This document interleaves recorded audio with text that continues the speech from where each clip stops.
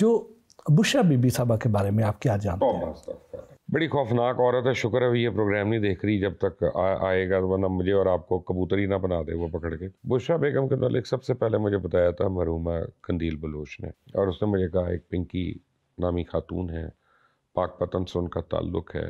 और ये उसने मेरे शो में भी कहा, 24 पे मैं शो कर रहा था, उन्होंने कहा वही इमरान खान से शादी करेंगी।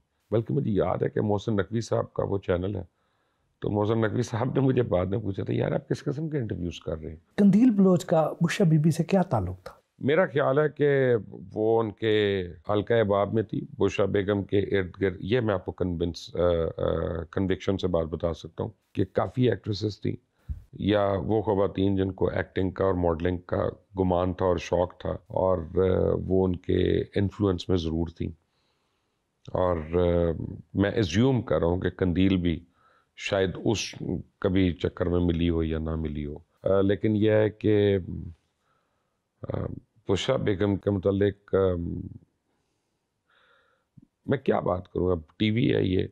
लेकिन हैविंग सेड दैट मेरी और उनकी तो खैर पहले मोमेंट्स ही नहीं बनी थी। अब जब पहली बार हम मिले हैं तो वही एक डिज़ास्टर था दूसरी बार भी डिज़ास्टर था। मैं आपको बताऊं, मैं बड़ा स्ट्रॉन्ग नर्व्स का आदमी हूँ, और मैंने काफ़ी इन डेप्थ रिसर्च प्रोग्राम्स किए हैं, जन्नात के ऊपर, कब्रों के ऊपर, टोने के ऊपर, ये वो। तो मुझे काफ़ी चीज़ों से फ़र्क नहीं पड़ता है एक आम आदमी को जो डर लग जाता है ना, खौफ हो जाता है। लेकिन इतना मुझे पता है, वो जब पहली बार मुझे याद है कि वो कमरे में दाखिल हुई है ना, तो मेरे रोंगटे खड़े हो गए थे। अब बाकायदा उसका ये एक eerie इफेक्ट ज़रूर था, और मुझे I was never comfortable with her. I mean I had a bad feeling. और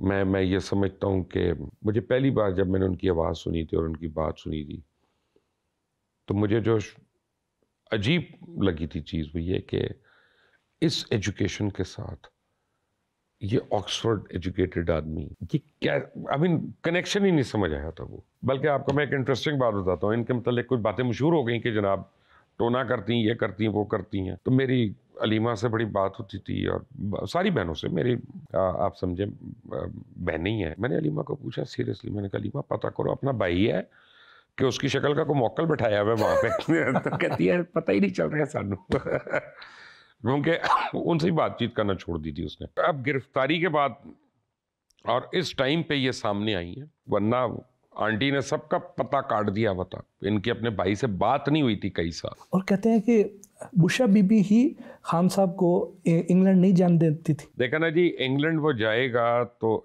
उसने तो कभी पैसे ही नहीं खर्चना, ना उसने खर्चा। वो गोल्डस्मिथ के घर रहेगा, एना गोल्डस्मिथ के पास रहेगा या जमाइमा के पास रहेगा, दोनों सूरतों में एक तरह। और सबसे बड़ी है उसकी बच्ची है वहाँ पे, तो बुशरा तो कट ऑफ होगी ना, वो तो अंदर नहीं जा सकती अब, तो बुशरा नहीं जाने दे रही लंदन। वरना जमाइमा ने तो बहुत कोशिश की है इसके लिए कि अच्छा, फिर बात हुई बीच में कि सऊदी अरेबिया लेके जाना है इसको, बातें करते हैं ना तजिया कार टीवी के ऊपर। तो आके उन्होंने सऊदी अरेबिया के ऊपर स्टेटमेंट दे दी ताकि वो खुद ही ना रखे। हाँ, बिल्कुल ऐसे। इनका ये कहना है कि अमेरिका भेज दो या कनाडा भेज दो, ताकि ना वो इंग्लैंड है और ना वो इधर मिडल ईस्ट से जहाँ कैद हो जाए बिल्कुल हम। बुशरा बीबी ने आपको खाने की दावत दी, आपने इनकार कर दिया। ये आपको किसने नहीं इनकार आपको बताया किसने बताया? वो ज़मान पाक में थे, मुझे उन्होंने बुलवाया, मैं चला गया था। उनका आज मैंने आपके लिए अपने हाथ से खाना बनाया। मैं कहा मैं तो खा रही थी मैं तो पता चले मैं कबूतर बन गया और फिर बाद में मैं कितने आंदा फिरांगा। मुझे माइंड में एक ख्याल होता है ना आपके, अब वैसे भी मुझे को पेट वेट वो भूख नहीं थी। तो बड़ी बात है इमरान, यार भाभी ने तुम्हारी खुद बनाया। मैंने कहा अब तो लाजिम है कि नहीं खाना मैंने।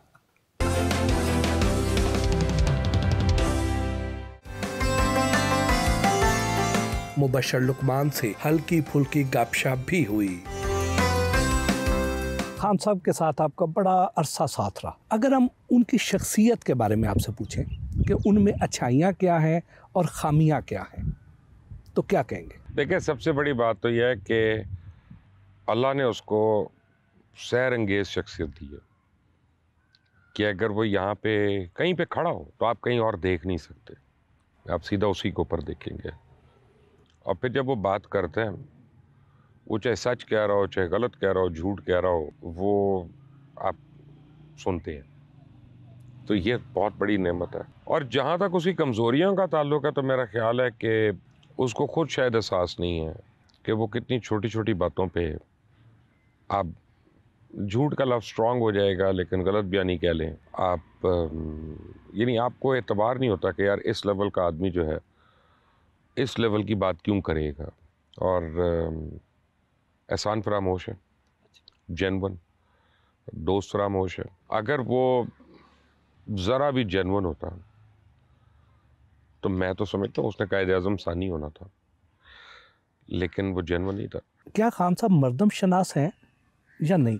नहीं, वो बहुत मर्दम शनास है और उसको पता है उसने किससे क्या फ़ायदा उठाना और किसको किस वक्त इस्तेमाल करना। उसको एग्जैक्टली पता था कि पूरी दुनिया में लेग स्पिनर नहीं खेल रहा, वनडे तो मैंने अब्दुल कादिर को ही खिलाना है, और उसने उसको विकेटें भी लेके दी उसको। तो उसको मर्दम शनास तो वो था इसमें तो, और है उसको अपने मतलब का बहुत मर्दम शनास है। उसको पता है मैंने इसे क्या फ़ायदा उठाना और इसे क्या नहीं। खान साहब के जो दोस्त हैं, क्या वो दोस्तों के साथ खान साहब वफा करते हैं या दोस्त खान साहब के साथ बेवफाई? नहीं, मेरा ख्याल है कि बिल्कुल भी वफा नहीं करते, बल्कि ना सिर्फ बेवफा हैं बल्कि घटिया तक कई दफ़ा गिर जाते हैं। मैं आपको एक एग्जांपल देता हूँ।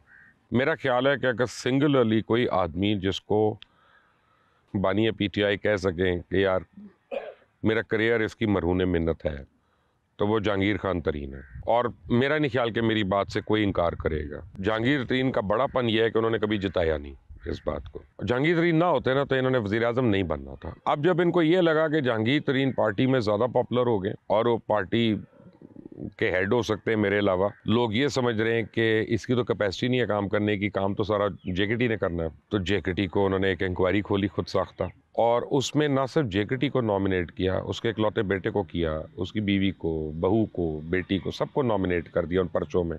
तो ये बहुत ही गरीबी बातें हैं। आप घर वालों को नहीं करते कुछ किसी के, लेकिन ना सिर्फ इन्होंने किया बल्कि मुतादिद बन। जेकेटी का तो मैंने इसलिए नाम लिया कि पूरी दुनिया जानती है कि उसके मरहूने मिन्नत है, ठीक है ना। तो अब किसी को अच्छा लगे या बुरा लगे ये जायज़ नहीं है बात, यह नाजायज़ है। और जहांगीर तरीन एक नफीस आदमी, उसने कभी भी इसका, उसने चुप का रोज़ा रख लिया। वो इलेक्शन आ रहा है, वो इज़्ज़त से सियासत से अलग हो गया, वरना वो भी किताब लिख सकता है, बेस्ट सेलर बना सकता है, वो उसके पास इतने पैसे हैं वो 10 फिल्में बना सकता है, वो पूरा नेटफ्लिक्स की सीरीज बना सकते हैं। He has the money and the resource and the intelligence to do it as well. I mean he is super intelligent, ऐसी बात तो नहीं है, और नॉलेज भी है और बहुत कुछ सब जानते कुछ भी है। हैं। आई मीन अल्लाह ताला ने जहांगीर तरीन के ऊपर बड़े करम किए हैं, बड़ा, यानी he is a good man in that way. Aleem, मेरी और अलीम की ज़ाती तौर पे हो सकता है अनबन हो किसी भी वजह से, लेकिन खान के लिए तो बहुत कॉन्ट्रीब्यूशन है उसकी। अब देखें, अलीम को आप कह रहे हैं इसका पैसा गलत है, तो जब शौकत खानम के लिए आपको वार्ड्स बनाने, आप उसके नाम पे बना रहे हैं, आपको पैसा चाहिए उसका, वो सही है, सारा कुछ है। फौतगी वाले घर क्यों नहीं जाते हैं, जनाजे पे क्यों नहीं जाते हैं? वो अपनी माँ के जनाजे पे भी आपने बताया नहीं गए। मैं आपको कहूँगा ना, आपको बड़ी सख्त लगेगी, मुझे नहीं पता आप चलाएं कि ना चलाएं बात। आप देखें कि एक आदमी वज़ीर आज़म बन रहा है और ओथ ले रहा है, कितनी बारी उसने गलती की, किस लफ्ज़ पे की, एक ही लफ्ज़ बताएं मुझे, खातमुन नबीयीन। खातमुन नबीयीन। आपके ख्याल में उस ओथ की कितनी रिहर्सल हुई होगी? प्राइम मिनिस्टर बन रहा है, पूरी दुनिया देख रही पूरी है, दुनिया देख रही है। तो ये तो नहीं है ना कि ओथ की हाँ, आप हाँ, हाँ। रिहर्सल ना हो।